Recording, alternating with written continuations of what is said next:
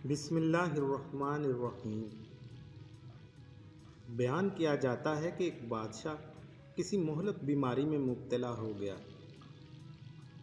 کافی دن علاج کرنے کے باوجود جب اسے آرام نہ آیا تو طبیبوں نے صلاح مشورہ کر کے کہا کہ اس بیماری کا علاج صرف انسان کے پتے سے کیا جا سکتا ہے، اور وہ بھی ایسے انسان کے پتے سے جس میں یہ خاص نشانیاں ہوں۔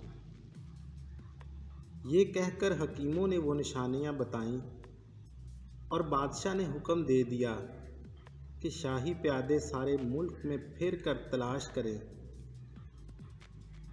اور جس شخص میں یہ نشانیاں ہوں اسے لے آئیں۔ پیادوں نے فوراً تلاش شروع کر دی۔ خدا کا کرنا کیا ہوا کہ وہ ساری کی ساری نشانیاں ایک غریب کسان کے بیٹے میں مل گئیں۔ پیادوں نے ساری بات کسان کو بتائی کہ بادشاہ کے علاج کے لیے تیرے بیٹے کے پتے کی ضرورت ہے، اسے ہمارے ساتھ بھیج دے اور اس کے بدلے میں جتنا چاہے روپیہ لے لے۔ کسان بہت غریب تھا، ڈھیر سارا روپیہ ملنے کی بات سن کر وہ اس بات پر راضی ہو گیا کہ سپاہی اس کے بیٹے کو لے جائیں۔ چنانچہ وہ اسے بادشاہ کے پاس لے آئے۔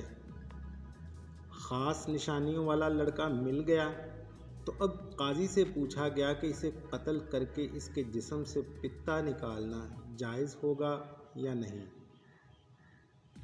قاضی صاحب نے فتویٰ دیا کہ بادشاہ کی جان بچانے کے لیے ایک جان کو قربان کر دینا جائز ہے۔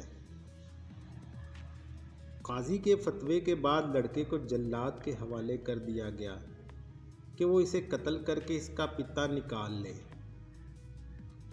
لڑکا بالکل بے بس تھا، وہ اپنے قتل کی تیاریاں دیکھ رہا تھا اور خاموش تھا، زبان سے کچھ نہ کہہ سکتا تھا۔ لیکن جب جلاد تلوار لے کر اس کے سر پر کھڑا ہو گیا تو اس نے آسمان کی طرف دیکھا اور اس کے ہونٹوں پر مسکراہٹ آ گئی۔ بادشاہ خود اس جگہ پر موجود تھا۔ اس نے اسے مسکراتے ہوئے دیکھا تو بہت حیران ہوا۔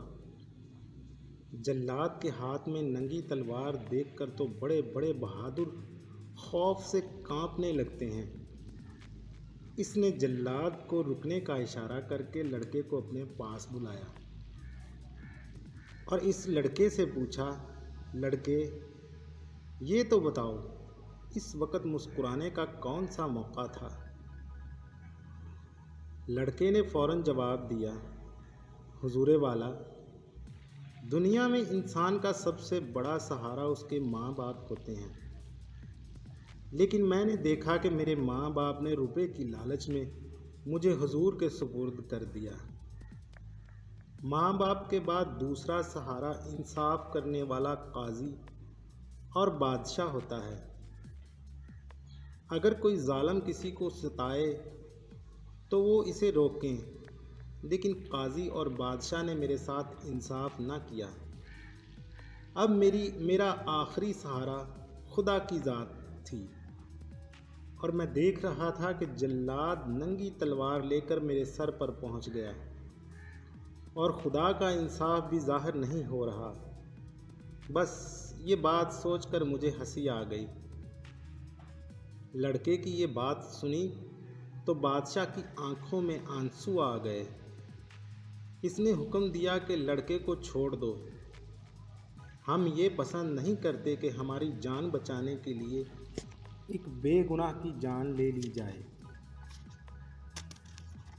لڑکے کو بادشاہ نے اپنے پاس بٹھایا اور بہت سا قیمتی سامان دے کر رخصت کیا۔ کرنا خدا کا ایسا ہوا کہ بادشاہ کی تکلیف کم ہونے لگی اور اس کی بیماری میں فاقہ ہو گیا، اور کچھ ہی دنوں بعد بادشاہ مکمل طور پر تندرست ہو گیا۔ اس حکایت میں حضرت سعدی رحمۃ اللہ علیہ یہ نکتہ بیان کرتے ہیں کہ جان خواہ بادشاہ کی ہو یا غریب کی، قدر و قیمت میں دونوں برابر ہیں۔ نیز یہ کہ خود غرض بن کر دوسروں کی جانیں پامال کرنے والے دنیاوی لحاظ سے بھی اتنے فائدے میں نہیں رہتے جس قدر نفع میں خلق خدا پر